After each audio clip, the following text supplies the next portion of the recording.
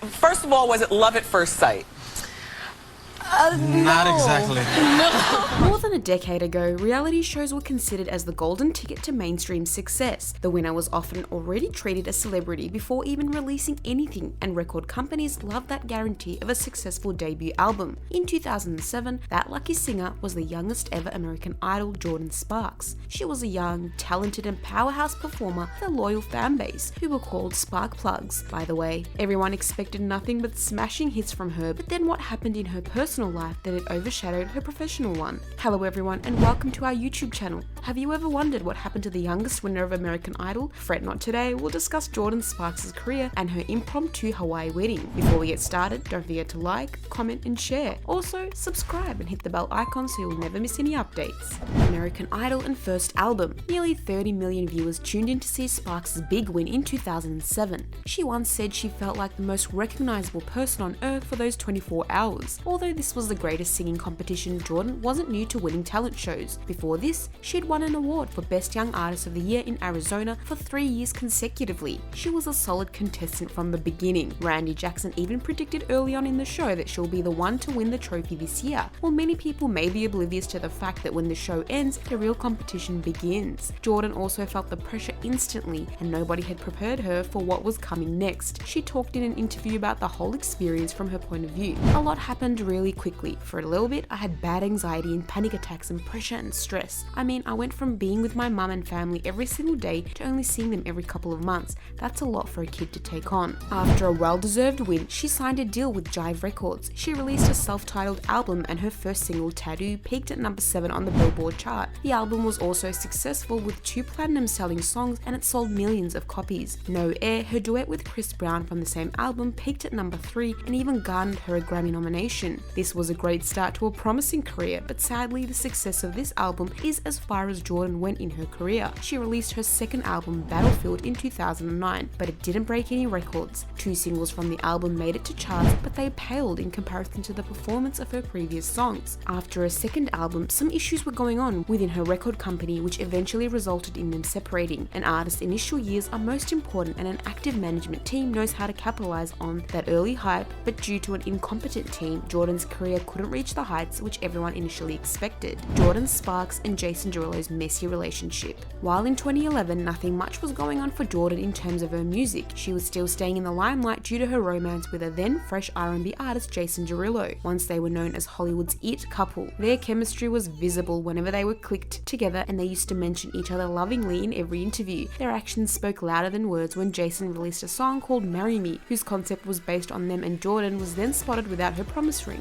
The same ring which she believed is a great thing to wear, as no one wants to be a slut. Later she showed regret for her word choice and realized it didn't come out right. With such huge gestures, everyone was expecting them to get married or at least be engaged soon, but then their fans were left shocked when they announced their breakup. Earlier, people couldn't believe how a perfect couple like them can split, as there was nothing that could hint at that. But then after the split, both shared their own version. Jordin's came first. She told on Breakfast Club how Jason had gifted her a BMW 7, which she was thinking about returning after the breakup, when the company called her and told her it was on the lease. She felt they couldn't have called at a better time and realized Jason had lied to her. Even about the breakup, she told there was not a final discussion, he just never called her after an argument which she thought got resolved. She narrated the whole incident. We had an argument. I apologized. I asked him if we were good and he's like, we're good. So then I leave and he just doesn't call. But he helped me with my bag to the car and he kissed me. He told me he loved me and then didn't call. Soon after their goodbye, Jason stopped responding to her calls, which left her completely heartbroken. She thought he was the man she was going to marry, but that didn't happen. Later, Jason denied the lying allegations about BMW by showing a receipt on his Instagram and captioned it with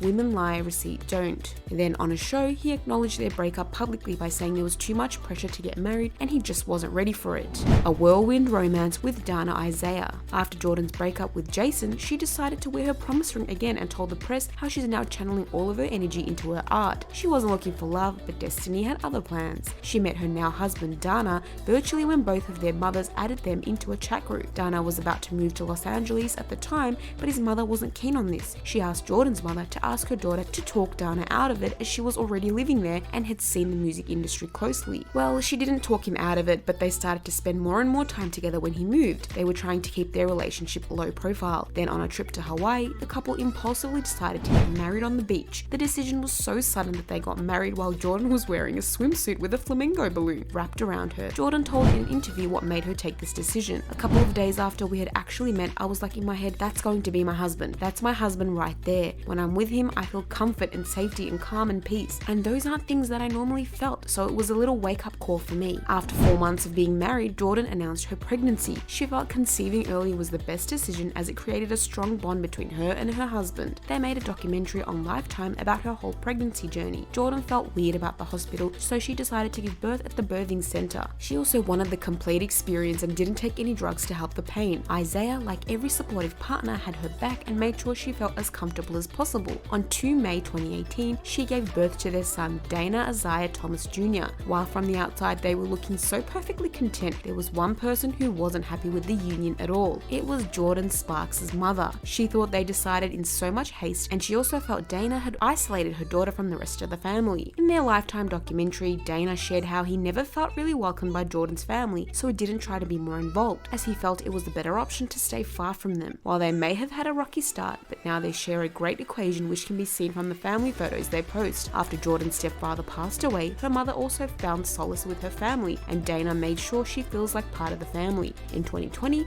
the rumors were going strong about their split when Dana posted a cryptic tweet that read, "You can't force someone to stay married to you, especially after you made them look like a fool publicly twice. God ain't in that." After this tweet, everyone was worried for the lovely couple, but then Dana cleared the air by saying no one would even know if something was going on between them. This seemed to calm the rumors down, as everyone thought this is his way of saying, don't sweat it, we're fine. What's next for Jordin? Today, Jordin is a proud mummy of a toddler and stays out of the limelight. She's done everything when it comes to media, won a reality show, released a successful album, acted in movies, and even did Broadway. Now she doesn't feel as competitive as she did before. In fact, she feels more control of what kind of music she'll put out. Now she wants to create tracks that will resonate with her fans and doesn't want to be defined by a specific genre. She looks at her journey with nothing but pride and still wants to be able to entertain people, as singing will always remain her one true passion. She described this reason for it: "The greatest thing is I get to sing for my job. I get to do what I love every day. I have people who tell me a certain song of mine was their wedding song or got them through a hard time. I had one girl tell me her music kept her from committing suicide. It's extremely heavy and overwhelming, but it's such an integral part of our everyday lives, and I'm a part of it in really the best way." In 2007, people fell in love with her voice and personality, and since so many years have passed, both of these things still remain the same. She still has a grounded personality with killer vocals, and if she ever decides to make a comeback, we're sure it'll be a treat for her fans. Until then, we're happily revisiting her old performances. If you liked this video, please subscribe to our channel and hit that bell button to get the notifications. Also, don't forget to watch other videos on this channel that explores more topics like this.